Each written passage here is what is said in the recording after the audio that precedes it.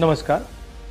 हिंदुस्तान का textile sector 5 crore परिवारों को रोजगार देता है। नरेंद्र मोदी जी की जो यूएस डील है वो हिंदुस्तान के टेक्सटाइल सेक्टर को खत्म कर देगा, नष्ट कर देगा। ये बात नरेंद्र मोदी जानते हैं और पूरा हिंदुस्तान जानता है। मैंने पार्लियामेंट हाउस में समझाया कि बांग्लादेश को फ्री पास 0% टैक्स और हिंदुस्तान को 18% टैक्स। इसका नतीजा होगा कि बांग्लादेश की टेक्सटाइल इंडस्ट्री हिंदुस्तान की टेक्सटाइल इंडस्ट्री को खत्म कर देगी। Now what have you done?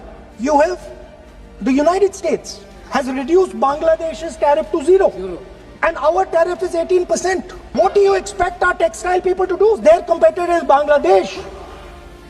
If Bangladesh imports US cotton, they have 0% duty. Finished. Textile industry gone. Narendra Modi ji के एक मंत्री ने बोला कि अगर हम भी यूएस कॉटन इंपोर्ट करेंगे तो हमें भी वो फायदा मिलेगा।